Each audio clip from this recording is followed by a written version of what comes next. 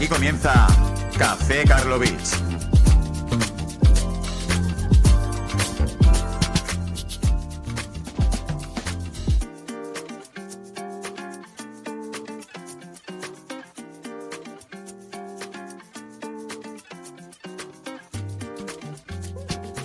Bienvenidos, bienvenidas, amigos del fútbol retro, del fútbol vintage, del fútbol nostálgico, en definitiva, del fútbol de ayer que tanto nos gusta recordar hoy. Y bienvenido, como no, una semana más a mi gran amigo, el capitán del barco, don Marcos Rojo. ¿Qué tal, Marcos? ¿Cómo estás? ¿Qué tal, Tony? Pues muy bien, de vuelta a la normalidad, no solo por haber vuelto ya de Semana Santa, sino también porque, mira, estoy aquí en mi casa, tú estás en la tuya, no tenemos hoy invitado, así que de vuelta 100% a la normalidad en el podcast.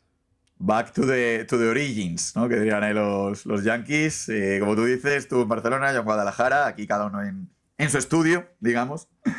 Y sí, ya tras una semana de vacaciones, nosotros también tenemos vacaciones, también tenemos derecho a ellas. Y tras una semana de parón que hemos tenido en Café Karlovich, pero volviendo con más fuerza, ¿no, Marcos? Sí, bueno, volviendo con muchas ganas, con mucha fuerza, con varios capítulos ya en el tubo para poder traerlos aquí a nuestro podcast. Y bueno, hoy vamos a traer un capítulo, Tony, que pues no nos hubiera gustado hacer, ¿verdad? Sí, son de estos que, por un lado, cuantos menos hagamos, mejor señal, ¿no? Para la salud de todos. Pero por otro lado también, cuando los hacemos, al final yo creo que es un poco nuestro humilde homenaje, un recuerdo, ¿no? A esa persona. Estamos hablando, para los que todavía no hayan caído o no hayan podido escuchar el primero que hicimos de este serial, de In Memoriam. Recordad, es nuestro espacio en el cual dedicamos un recuerdo a través de la figura de esa persona o ese personaje en cuestión, tanto en el mundo del fútbol como a nivel personal también.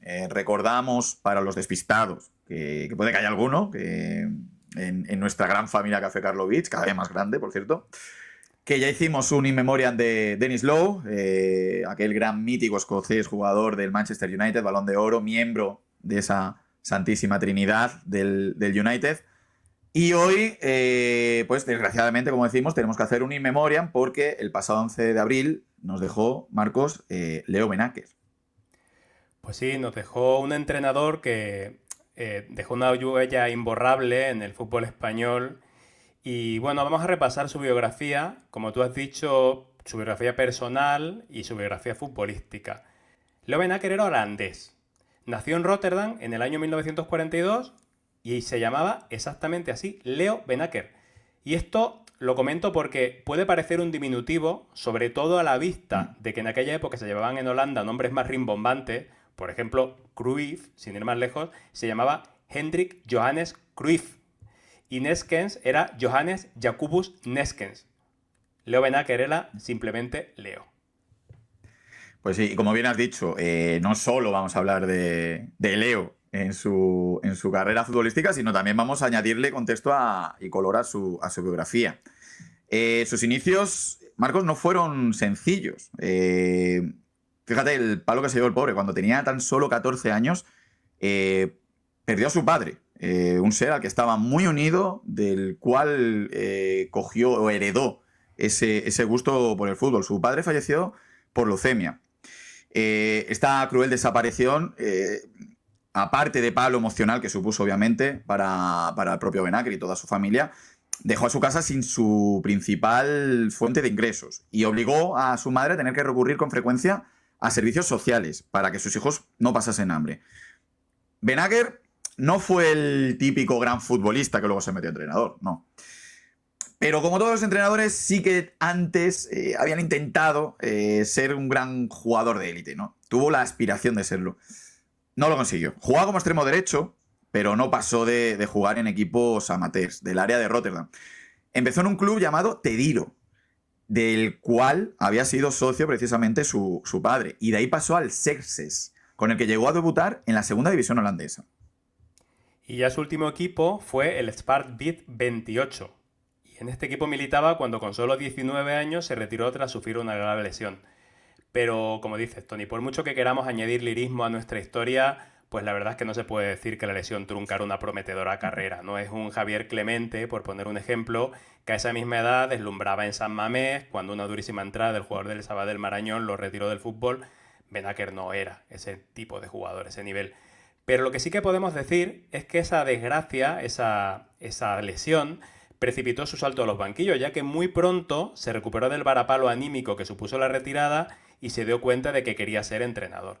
¿Cuál era el problema? Pues el problema era que para serlo tenía que hacer el curso de entrenador en el CIOS, que es como se conocía el Instituto Central de Formación de Entrenadores Deportivos en Holanda, pero su madre no podía pagárselo. Así que ese joven rubio, melenudo, desgarbado y flaco, tuvo que ponerse a trabajar como electricista y hacer horas extras donde podía, básicamente. Y con mucho esfuerzo se sacó la licencia B de entrenador de fútbol y, ojo, también estudió baloncesto y béisbol, porque en esa escuela también se estudiaban deportes secundarios. Ojo, o sea que mucho ojo con el bueno de Leo Benaker. Estaba preparado para lo que viniese. Lo que estaba claro era su amor y su pasión por el deporte, ¿eh? Esto a la vista salta, ¿no? Y sobre todo también su compromiso y su esfuerzo. Con esta licencia, pues ya estaba listo para su primer trabajo. Y la oportunidad le llegó del modesto SVEP. Le ofreció 6.000 florines al año. Para poner un contexto, pues no era mucho. De hecho, era bastante menos de la mitad de lo que ganaba ya no un entrenador de fútbol, sino un trabajador corriente de la época. Así que, bueno, para compensar, pues, al igual que cuando hacía, mientras se sacaba sus licencias, pues se buscaba la vida haciendo horas extras en trabajos relacionados también con el mundo del deporte. Estamos hablando entonces de un chico de 23 años, que al cual le tocó mandar a jugadores mayores que él. Pero rápidamente, pues descubrió que Marcos que se le daba bien y sabía hacerse respetar. No debía ser nada fácil. Además, consiguió llamar la atención de nada menos que de un entrenador de nombre de primera división, el checo František Fardok, que llegaría a ser seleccionador holandés y que por aquel entonces entrenaba un club con un nombre que es bastante llamativo, como es el Go Ahead Eagles, y que lo reclutó para su cuerpo técnico en 1967. Con Fardok hizo un verdadero máster. Aprendió tanto que consiguió sacarse la licencia A de entrenador. Y de esta etapa, Tony, aparte de esa licencia A, pues nos llevamos una anécdota bastante divertida. No sabemos si es verdad, nosotros elegimos creer, así que la contamos. Y es que las malas lenguas dicen que ahí en el Go Ahead demostró no solo que sabía de fútbol, sino también por qué nunca hubiera triunfado como futbolista a pesar de, bueno, o si no hubiera tenido la lesión. Y es que entre sus tareas estaba la de ser entrenador de porteros. Y se comenta que el guardameta del equipo, que se llamaba Nico Van Chogel, se quejaba constantemente porque la mayoría de los tiros que le lanzaba Leo iban fuera. Y así, pues claro, no podía entrenar como es debido. No sabemos si esto era cierto, pero sí que lo fue, que en esta etapa, como dices, había conseguido la licencia A. Así que con 26 años dio el salto a un nuevo equipo, al BV Vendam, que era un equipo de segunda división en el que pasó 4 temporadas y en el que fue madurando poco a poco y mostrando un carácter entusiasta, un verbo fácil, que en alguna etapa de su carrera fue acusado igual de tirar demasiado del verbo y menos de táctica, pero bueno, eso si hace falta lo comentaremos un poquito más tarde. Y por su fútbol fresco, que también lo comentaremos. De ahí pasó otro equipo de segunda, el SC Cambuur, y tras ello volvió a Go Ahead Eagles, esta vez como entrenador principal. Y con esto ya pues cumplía, aparte de cerrar el círculo, cumplía su sueño de debutar en primera. El problema fue que la alegría pues le duró más bien poco, porque no consiguió buenos resultados y fue destituido del Go Ahead a los pocos meses. Claro, esta destitución, pues imagínate, ¿no? El primer cese, pues al final, quieras o no, es un palo bastante duro para Benaker. Pero no era de los que se venía abajo, como ha demostrado de momento hasta en su corta trayectoria, ¿no? De lo que venimos narrando. Siguió su camino y su siguiente paso, digamos que fue tan extraño como clave en su carrera. Porque en lugar de fichar por otro equipo de primera o de volver a segunda división, es decir, el profesionalismo, donde ya se había hecho nombre, pues decidió aceptar la oferta del equipo más importante de su ciudad y uno de los más importantes de Países Bajos, el Feyenoord, que lo quería como entrenador del equipo juvenil. Es decir, fue la gran apuesta de Leo. Porque sí, suponía al final volver al fútbol amateur. Pero a la vez suponía también meterse en la estructura de un club grande, empaparse de su funcionamiento, seguir creciendo tácticamente como entrenador y habituarse a trabajar con jugadores jóvenes.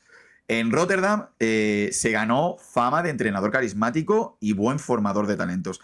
Y llamó la atención nada más y nada menos que del Ajax, que ojo, lo incorporó en 1978 en un puesto tan importante como puede ser en el Ajax como el de jefe de cantera.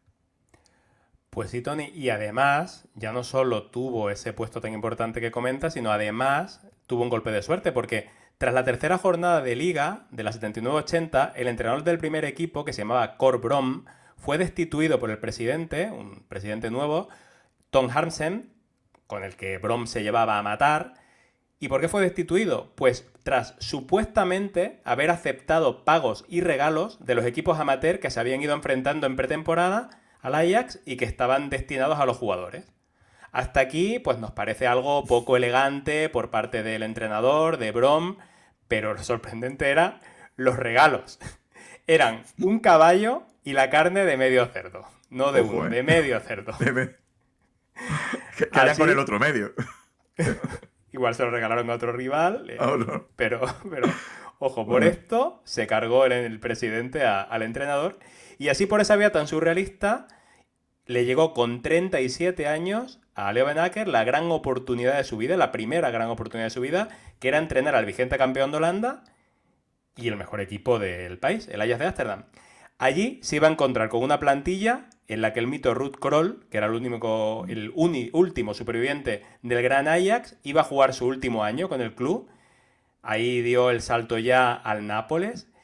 Y además de Krol, destacaban los daneses Søren Lerby y Frank Arnesen. Benaker, fiel a su estilo, formó un equipo sólido en el que el bloque destacaba sobre las individualidades. Y se proclamó campeón de liga, con 3 puntos de ventaja sobre el AZ Alkmaar. Llegar y besar el salto, ¿no? Que se suele decir. En Europa también tuvo una buena actuación, llegando a semifinales de la Copa de Europa. Ronda en la que cayeron eliminados, y aquí hacemos nuestra cuña, cuando fuimos los mejores, el Nottingham Forest de Brian Clough. Estos fueron los verdugos de ese Ajax de Ámsterdam, que a la postre pues, fueron campeones de esa edición, como ya contamos en nuestro podcast. Si no lo habéis escuchado, por aquí aparecerá si estáis viéndonos en YouTube. Si estáis en iVoox, lo pondremos en la cajita de comentarios para que enseguida, en cuanto terminéis, vayáis a escucharlo, que no tiene desperdicio ninguno. El resultado, 2-0 en la ida para los ingleses y en la vuelta, pues una insuficiente victoria, 1-0 para el Ajax, que oye, que caía con honores ante uno de los equipos, obviamente, de moda en Europa. No estaba nada mal para un técnico prácticamente debutante en la élite, que gracias a esa temporada pues había ganado la continuidad.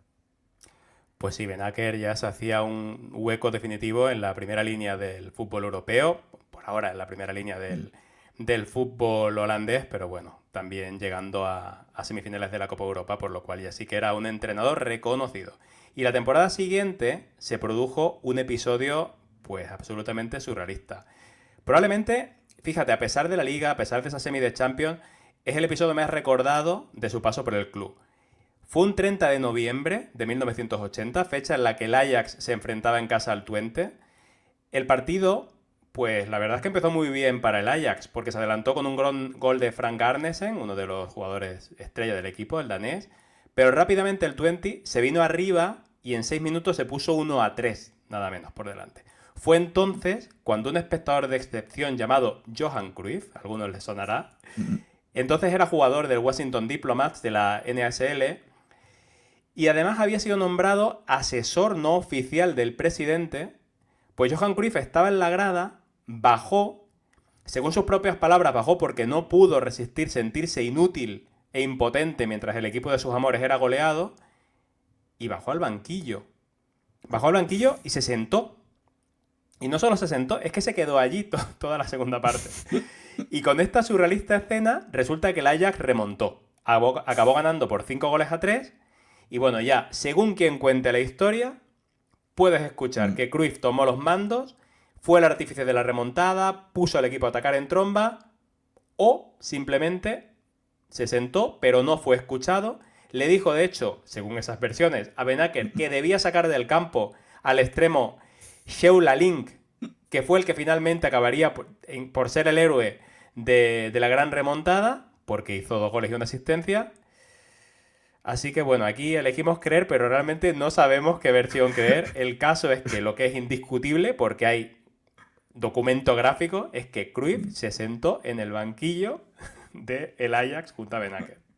Como bien dices, Marcos, elegimos creer, pero aquí no sé qué creer, porque cualquiera de las historias me parece genial. O sea, tanto la de Benacer pasando olímpicamente de Cruyff ahí en el banquillo, como el otro ahí mandando, cualquiera, de verdad, cualquiera la compro, ¿eh? Pero bueno, seguimos con el paso de la temporada, porque es una temporada, ojo, que nada fácil, ¿eh? Benacer no va a acabar esta temporada. Estamos hablando ya, nos hemos adelantado ya al 80-81.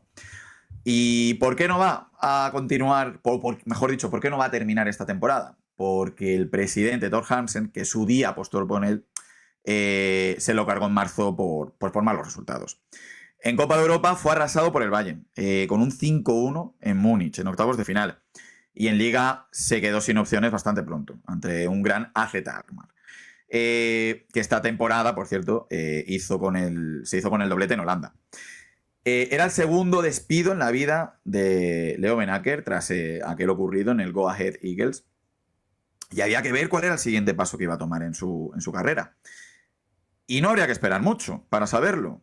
Benacer no sabía qué era eso de estar en el paro, ni años sabáticos, ni nada. Porque incluso antes de que finalizara la temporada, ya había encontrado un nuevo equipo. Y Marcos, no fue en Holanda. ¿Sabes dónde fue? Pues a ver. Por los años más o menos puedes intuirlo, ¿no? Claro, obviamente lo sabes. Fue, pero bueno, dilo tú. Pues se vino cerquita nuestra, de hecho se vino a España y fue al Real Zaragoza el que llamó a su puerta a falta de 6 jornadas para el final de Liga para sustituir a Manolo Villanova. Y no lo llamaron, porque tras un gran inicio de temporada, pues al Zaragoza se le mojó la pólvora, no metían un gol en el arcoiris y habían caído en picado. Hasta el punto de que se temía seriamente por la permanencia. En 6 jornadas, Benacer obtuvo 2 victorias. Una de ellas, contra todo pronóstico, muy difícil, casi imposible, en el Vicente Calderón. Y 2 empates, uno contra el Barcelona en el Camp Nou. Y, oye, con esos resultados cumplió con el objetivo de la salvación. Así que se ganó en la ciudad maña la renovación por 3 temporadas. Y es que Tony en Zaragoza encajó desde el principio muy bien, como dices, y durante las siguientes 3 temporadas el equipo desarrolló un fútbol pues muy ofensivo, con jugadores como Juan Señor o Jorge Valdano en sus filas. Y es que sus métodos eran modernos y llamaban bastante la atención. El Zaragoza hacía un juego muy vistoso, centrado en el toque, un juego muy dinámico. Un juego que recordaba al de los equipos del que siempre citó como su gran maestro, que era Rinus Michels, el arquitecto de la naranja mecánica. Pero también hay que decirlo todo, ¿eh? A pesar de encandilar en algunas fases de la temporada, durante su etapa en Zaragoza dio la sensación de que se podría haber conseguido un poquito más. Quedó 11º en la primera temporada, 6º en la segunda, 7º en la tercera, se quedó fuera de Europa, por tanto, en todos los casos, sin poder aspirar realmente a ningún título, incluida la Copa del Rey, tampoco hizo ninguna buena campaña la Copa del Rey. A mí me parece un bagaje escaso para un equipo que cada año, es verdad que ilusionaba sobre todo el inicio, pero que acababa cayendo al final de temporada. Quedó muy buena imagen, se hizo un nombre, pero a mí me falta algo de Benacer en esa etapa en el Zaragoza. Buen momento para recordar a los que nos escuchan que son más jóvenes que a ese Zaragoza que a lo mejor llevan varios años viendo vagar por la segunda división, el Zaragoza fue un equipo grande en España. Y también aquí remito a ese gol de Nayín, que fue uno de nuestros primeros programas, invito a que lo escuchen, cuando Zaragoza se proclamó nada más y nada menos que campeón de la Recopa. Seguimos con el paso de Benacer y tenemos otra salida. Pues al salir de Zaragoza, tras la temporada 83-84, ojo, se labró un nombre, porque sonó para equipos pues, como Barcelona y Valencia. Pero no va a continuar de momento en nuestro país. De hecho, va a volver a Países Bajos. Y en otro de esos giros extraños que daba su carrera, no vuelve al Ajax, no vuelve al PSV Eindhoven, no vuelve al Feyenoord, sino que va a volver para entrenar a un modesto como el Volendam. Se dice que sus razones fueron personales. Su familia había vuelto a Holanda antes de que él acabara su contrato con el Zaragoza y ante la falta de un banquillo más atractivo, pues aceptó la oferta del Volendam, que pudo pagar su caché con ayuda de un patrocinador. Y muy bien no le fue tampoco porque no pudo salvar al equipo del descenso. Lo más reseñable de esa temporada fue su llegada como interino al banquillo de la selección holandesa. Como interino durante 4 meses por la baja precisamente de su referente, de Rinus Michels, tras haber sufrido un infarto. En este periodo compaginó ambos cargos, club y selección, lo que en su día quiso hacer Mourinho con Madrid y Portugal, ¿no? Cuando al acabar la temporada salió del Volendam, Rinus Michels decidió tomarse un descanso para recuperarse completamente. Y la selección holandesa le ofreció un año más. Desgraciadamente para él, pues no pudo conseguir la clasificación para el Mundial al caer en Rotterdam en el playoff de clasificación contra la vecina Bélgica, con un gol bastante cruel, tuve que decirlo, del defensa Grun en el minuto 85. Pues Tony, a estas alturas, Benaker había sido campeón con el Ajax, había dejado un gran sabor de boca, sobre todo por su estilo de fútbol en Zaragoza, había entrenado ya la selección holandesa, ya sí que podemos decir que era un entrenador de primer nivel europeo. Así que pocos meses después, cuando, a pesar de ser un entrenador de nivel, menos se esperaba, Ramón Mendoza pensó en él y Benaker acabó llegando al Madrid para sustituir al canario Luis Moloni, que había sido pues una estrella del equipo en los años 50, un extremo en la primera etapa de Di Stéfano, llegaron a coincidir, por ejemplo, incluso es anterior a esa etapa de Di Stéfano, un mito del madridismo. Era una especie de Vicente del Bosque, un entrenador al que llamaban en el caso de que pues, hubiera alguna destitución, pero que normalmente no pasaba mucho tiempo en el equipo. Pero en Un este bolo en el caso, Valencia, se puede decir también.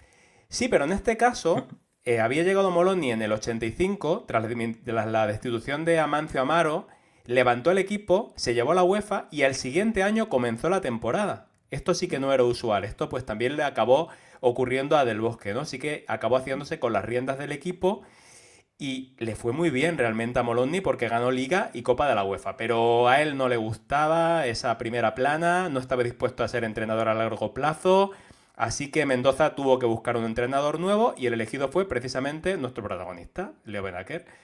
Un Leo Benaker que, como hemos dicho, había dejado un gran sabor en la Liga Española con el Zaragoza. Era una apuesta arriesgada, porque en España tampoco había sido un técnico ganador. Benaker llegó a un equipo con una gran plantilla.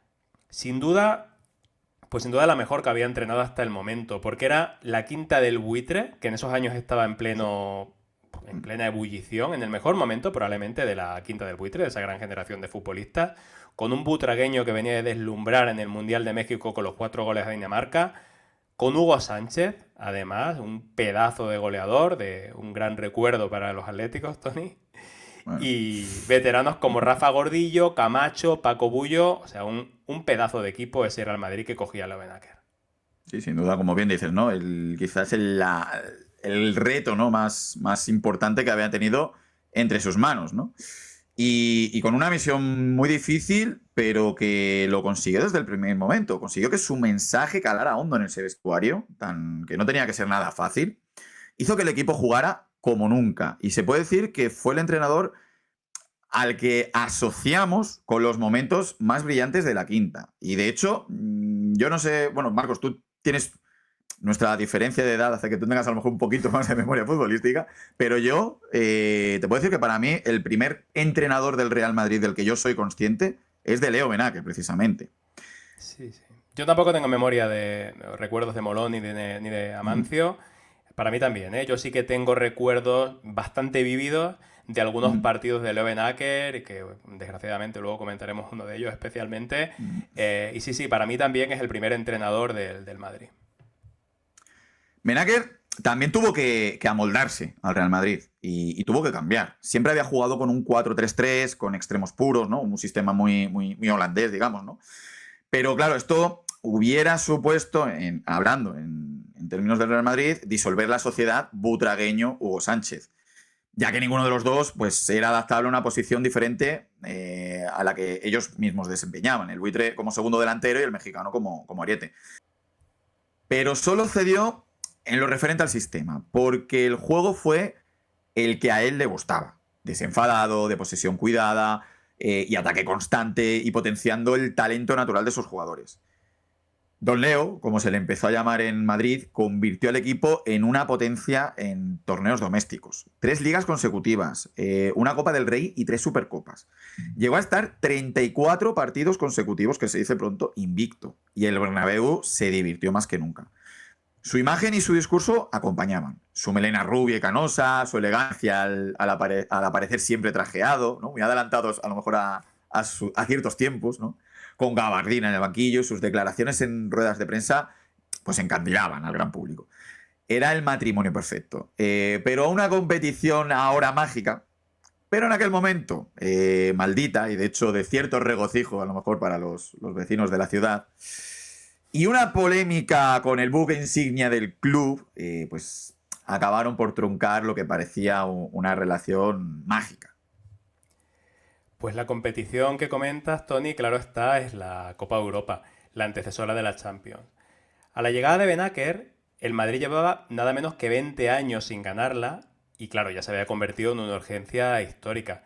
Y se confiaba en que Don Leo recuperara el cetro y con el paso de las jornadas, pues iba haciendo que la ilusión aumentara en la afición. Ese equipo que arrasaba en la Liga no podía ser que no triunfara en la Copa Europa. Pero en su primera campaña, tras derrotar a la Juve y a la Estrella Roja, se cruzó en semifinales contra el Bayern, una bestia negra en esos momentos del Real Madrid. Y en ese desgraciado partido del pisotón de Juanito a Mataos, que ya hemos relatado en nuestro podcast, hoy estamos haciendo continuas referencias a programas que hemos ido haciendo, no ha sido algo buscado. Parece lo del universo de Marvel, ¿no? O esto de Pixar con referencias cruzadas de diferentes, ¿no? De verdad que esto no es para hacer un recopilatorio, ¿eh? Es que esto está todo, el fútbol está conectado. Amigo. No ha sido nada buscado. Y nada, pues ahí el Madrid se quedó sin opciones, quedó eliminado. En la siguiente temporada, el 87-88, pues llegó de nuevo a semifinales. Y aquí llega una de las páginas más tristes de la historia del club. Esto lo digo con la solemnidad del que todavía lo vive con bastante tristeza. Yo me atrevo a decir, fíjate, que puede ser la noche más triste de la historia del club. Porque el Madrid tenía en ese momento, pues probablemente el mejor equipo de Europa.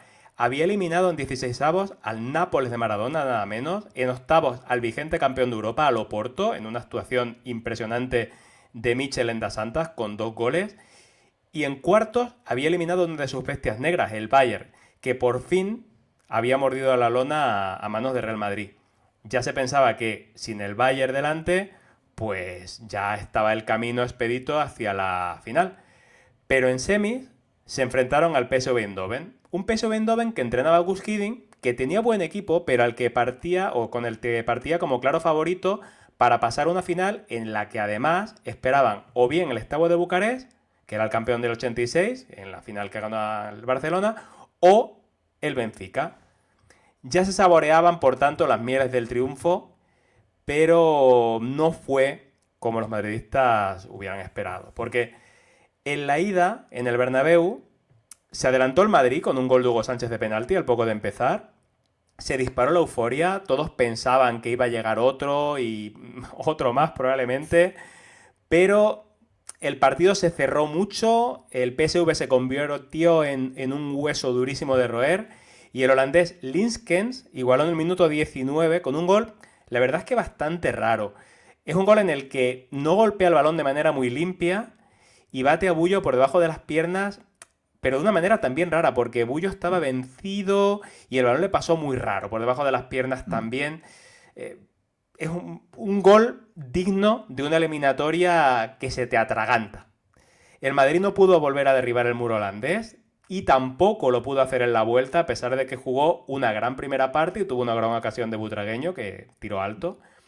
En la segunda, a punto estuvo de marcar con un cabezazo de Butragueño también y con una maravillosa chilena de Hugo Sánchez ya en los últimos minutos. Van Breukelen se encargó de despejar esa chilena y algún tiro más de Real Madrid. Se convirtió en un muro infranqueable. Y ya el suizo Bruno Galler pitó el final y ahí Leo Benaker y la quinta pues se quedaron con la sensación de que ese era el año y de que jamás podrían ganar la Copa Europa. Y así fue. Porque el 88-89, aunque se vengaron del PSV, solía pasar, fíjate en esa época, que cuando un equipo eliminaba al Madrid, la siguiente temporada ese equipo era eliminado. Pero en este caso se vengaron del PSV, pero ahí llegó en semis el histórico 5-0 contra el Milán, ese Milán de Arrigo Sacchi, y ahí sí que el Madrid vio que su tiempo había pasado, que ese el Milán estaba a otro nivel, y esa derrota pues olía a fin de ciclo. Pues sí, olía a fin de ciclo porque a la debacle deportiva se unió en esa última temporada un factor que era nuevo para Don Leo, para Ben Akker. Si por algo se caracterizaba el neerlandés, más incluso que por la táctica, era por el dominio de los vestuarios. Pero en la vuelta de la eliminatoria de cuartos de final, que tenía que suponer la venganza ante el PSV, Ben Akker tomó una decisión pues muy controvertida.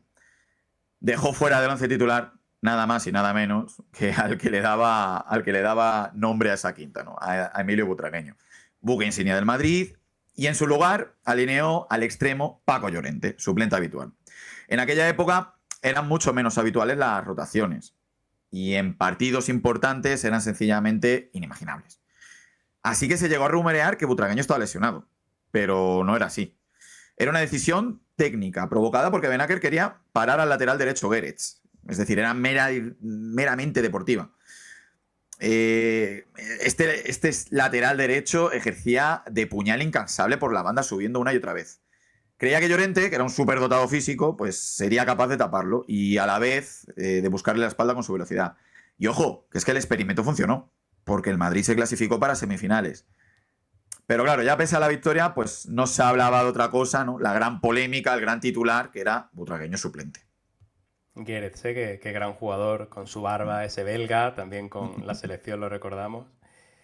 Y sí, Tony, como dices, es raro esto, ¿no? Porque ni el propio Butragueño, que normalmente era, pues como lo vemos ahora, ¿no? Muy comedido, muy educado, pues ni el propio Butragueño ayudó a calmar los ánimos, porque cuando lo entrevistaron, aún en caliente, no ocultó su malestar y declaró: estoy contento por el equipo, pero triste por no haber jugado un partido tan importante. Los gritos del público pidiendo que me sacaran fueron agradables, pero no me quitan el disgusto.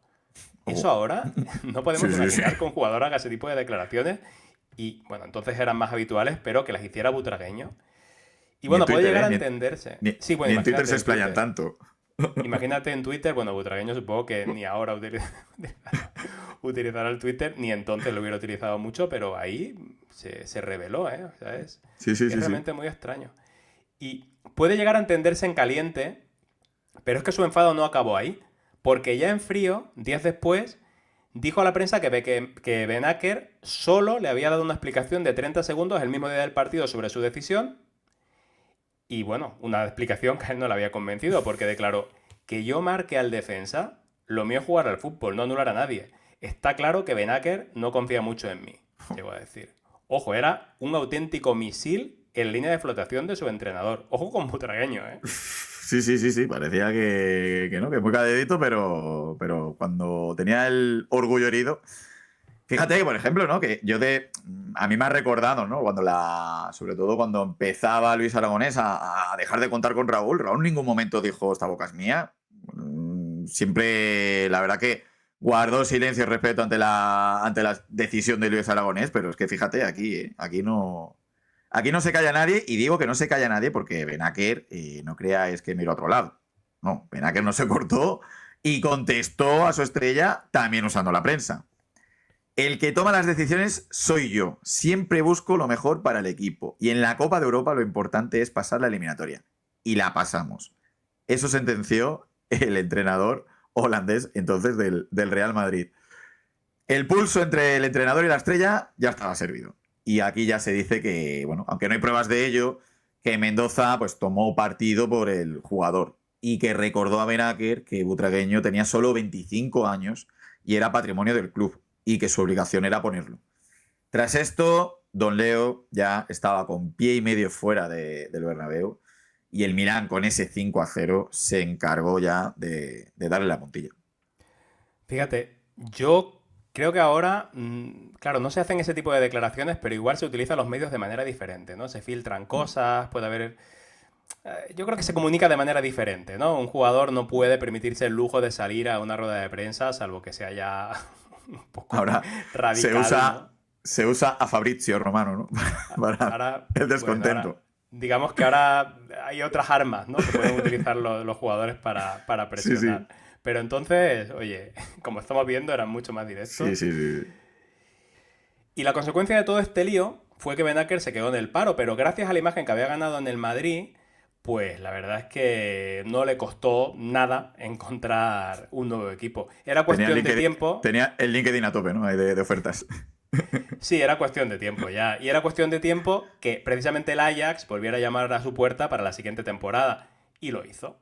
Y fue un acierto, porque Benaker se proclamó campeón de liga de nuevo en su primer año con un equipo en el que se mezclaban veteranos como Jan Wouters, Danny Blind, John Van Schip o Stanley Menzo, con jóvenes a los que se empezó a conocer como generación de la croqueta. Y se les empezó a conocer así por una foto que se hicieron con Leo Benaker junto a una máquina expendedora de croquetas de la marca Febo, famosa en Ámsterdam. Y esos chicos eran los hermanos de Boer, era Brian Roy, era Richard Biske, grandes jugadores a los que entiendo que, bueno, recuerdas, como también recuerdas las croquetas Febo, que estaban bien buenas, que las hemos comido juntos ahí en Ámsterdam. Qué ricas estaban Cierto, esas cierto. croquetas, por favor, Correcto, en los estantes aquellos, ¿verdad? En las correcto. máquinas expendedoras. Buah. Sí, sí, Bueno, sí. bueno, seguimos, Buen día aquel, buen día aquel. seguimos. Y en verano, pues bueno, pues de nuevo llamada de la selección holandesa para dirigirla nada más y nada menos que en el Mundial de Italia, en sustitución de Thijs Liebrechts, al que se le había ido de las manos el vestuario. La federación pensó que en un buen gestor de egos como Ben Acker pues traería la paz a la vigente campeona de la Euro, que contaba con jugadorazos pues Ronald Koeman, Gullit, Rijkaard, Van Basten, pero Leo, que compaginaría de nuevo su cargo con el entrenador del Ajax, no pudo encauzar el rumbo y tras una primera fase muy discreta, cayó en octavos contra Alemania por 2-1 en el partido en el que Rijkaard y Voller se picaron y fueron expulsados. Y Rijkaard pues acabó escupiendo en el pelo al jugador alemán. Mítico ese partido y qué Sí, sí, decepción Holanda en ese mundial. La primera sí. fase fue un desastre total. Una de tantas, ¿eh? Sí, Una de tantas. una Holanda que venía de deslumbrar en la Euro 88 y esa imagen, la verdad. Bueno, no sabemos la responsabilidad de Benaker. Es verdad que cogió un equipo que no estaba en el mejor momento anímico ni de química. Pero guau, esa Holanda del 90 siempre queda la espina clavada de qué pudo haber hecho, ¿verdad? Y bueno, en Ámsterdam seguía cuando su carrera dio un nuevo giro de guión inesperado. La verdad es que hay giros de guión esperados como el anterior, Sí. como el fichaje por parte del Ajax, pero hay algunos que realmente nos sorprenden muchísimo en la carrera de Benaker. Y este fue uno de ellos.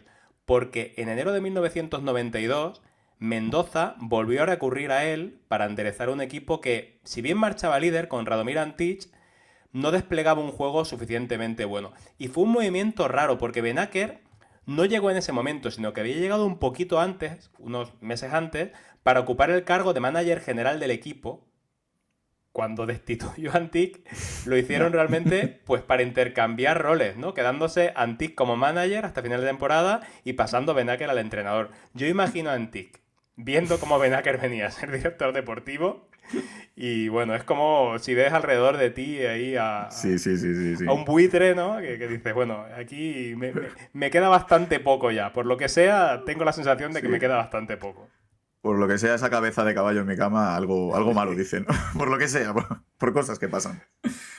Pues Benaker de nuevo a los mandos, pues prometió juego ofensivo, aunque muy respetuoso en sus palabras, valoró la labor de su predecesor, el gran Radomir Antic.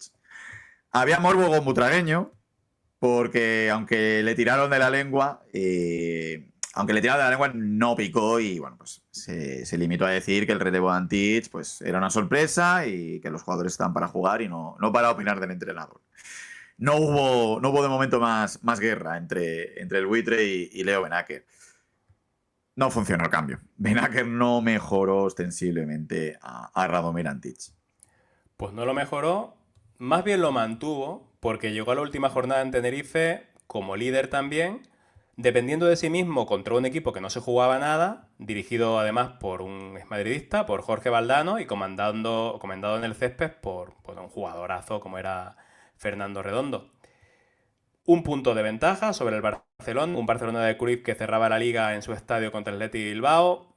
El Madrid tenía que ganar, el Barcelona probablemente ganaría, no iba a perdonar en un partido en casa.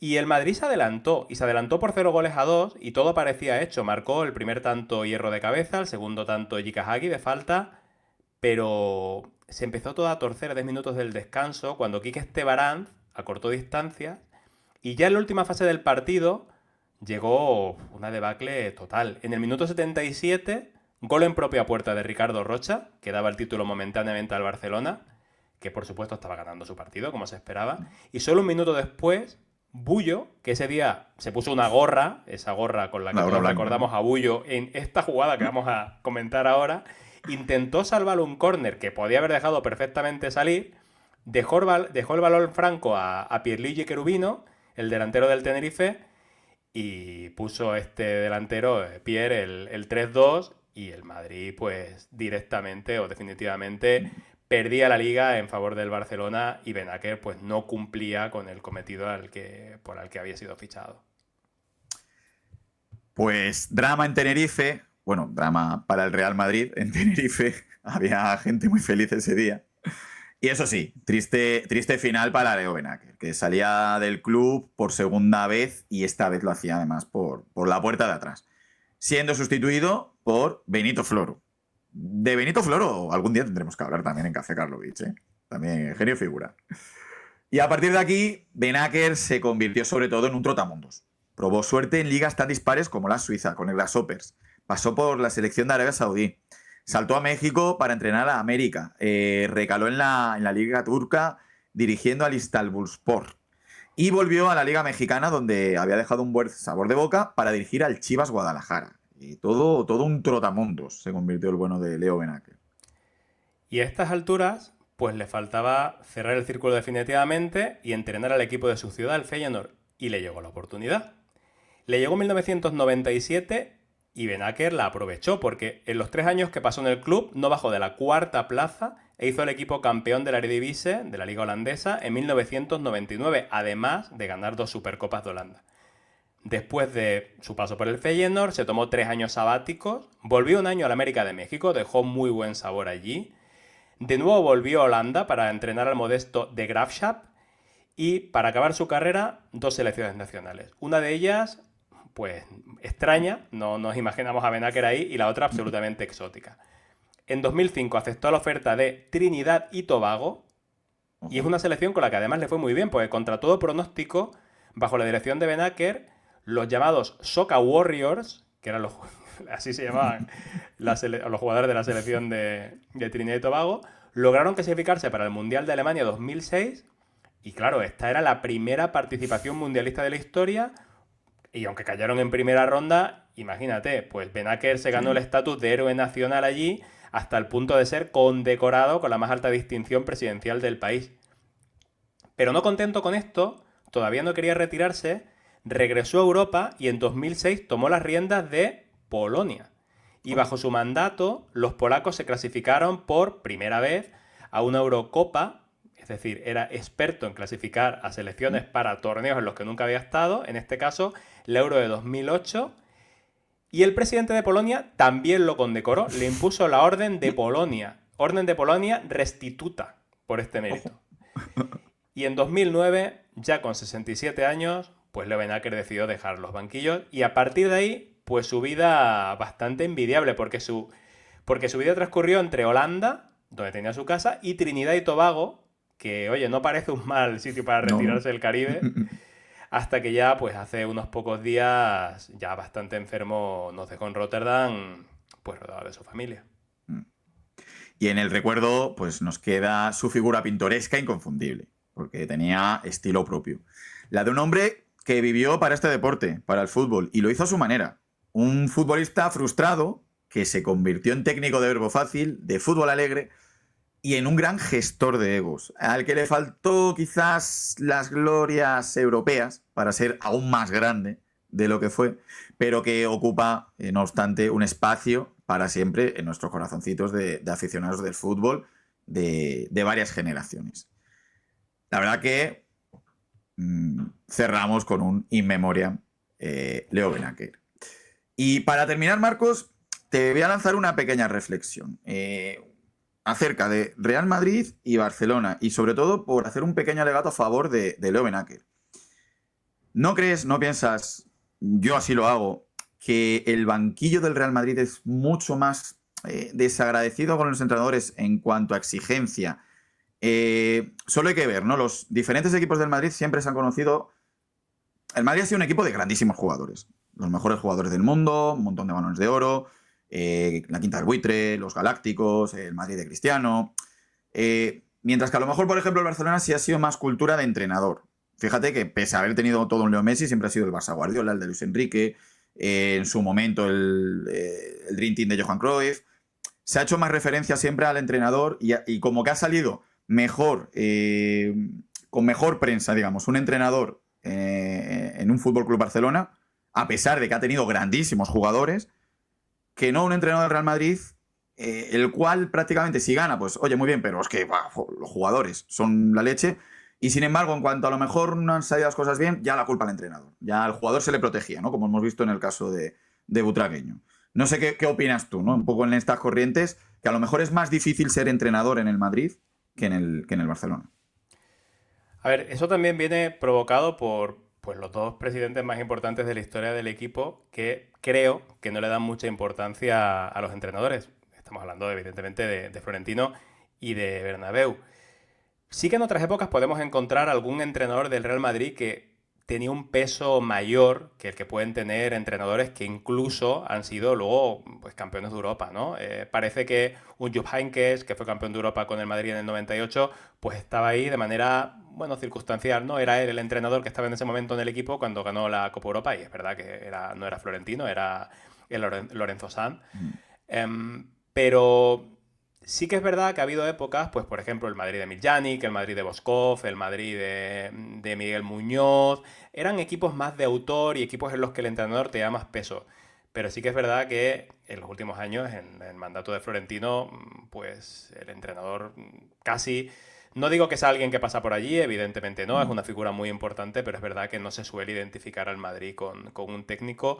En la época de Santiago Bernabéu también, 5 Copas de Europa consecutivas, el entrenador cambió, no se mantenía, llegaron a tener, pues así hablando de memoria, Muñoz ganó la del 60, anteriormente había ganado Fleita Solik, también ganó Villayonga, o Villalonga, perdona. Mm. Y sin embargo, no son entrenadores que te queden tanto en la retina como te puede quedar un Elenio Herrera, ¿no? De esos Mm. años 50, principios de los 60. Ya te digo, es verdad lo que comentas, es un banquillo bastante poco agradecido, pero sobre todo es eso, como te comento, ¿no? Sobre todo por las figuras más importantes a nivel presidente que ha tenido el club, que creo Mm. que no le dan una importancia especial a los entrenadores y que, bueno, pues si pudieran no tener entrenador, yo creo que no lo tendrían. Lanzo esta reflexión simplemente pues para como engrandecer aún más, ¿no? la figura de Benaker, porque el mérito que tiene, esas 3 ligas consecutivas con el Real Madrid, esos títulos que consiguió, pese a que en Copa de Europa se quedase a las puertas de esa final, tiene muchísimo mérito lo que hizo. Y es verdad que a lo mejor no cala tanto en el recuerdo, pero por eso hacía esa reflexión, ¿no? Simplemente porque hay que dar, yo creo, a veces más mérito del que parece el que tienen los técnicos, que muchos de ellos que han pasado por la Casa Blanca. Otros entiendo que Lopetegui, por ejemplo, no creo que haya dejado mucho pozo No, en no el Madrid, por precisamente. decir uno al azar. No Un saludo a Lopetegui precisamente. si no se escucha, que a lo mejor ya a partir de ahora no lo hace. Pero bueno, simplemente eso, ¿no? Engrandecer un poquito más el recuerdo de Benaker, sobre todo por el paso del que yo creo ha sido el banquillo más, su mayor reto, ¿no? Que fue entrenar al Real Madrid. No, Benaker piensa que hubiera sido de él si se hubiera llevado esa Copa Europa 30 Mm. años, perdón, 20 años después de Sí, de sí. la Copa Europa del 66, si hubiera conseguido ser campeón de Europa con la Quinta del Buitre, ese año en el que parecía todo escrito para que el Real Madrid la ganara, contra ese palo que de verdad que todavía duele, contra el PSV, pues probablemente estaríamos hablando de un Benaker Mm. todavía más importante en la historia del fútbol. Estaremos hablando, yo creo en ese caso sí, de un Benaker bastante o muy importante en la historia del Madrid, aunque probablemente esa Copa Europa siempre hubiera sido la Copa Europa de la Quinta, pero Benaker siempre se quedará con esa espinita. o siempre nos quedaremos también los aficionados con esa espinita de ese partido maldito de la vuelta en el que el Madrid no pudo remontar. ¿Qué hubiera sido de Lobenacker con esa victoria, con esa Copa Europa? Pues Marco, muchas gracias. Muchas gracias a todos vosotros por estar ahí una semana más.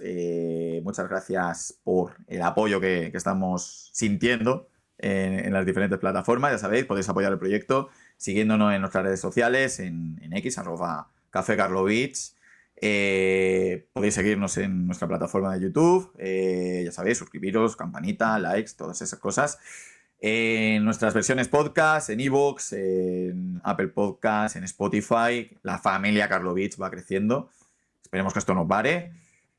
Y recordad que esta noche juega el Trinche y con él Leo Benacker.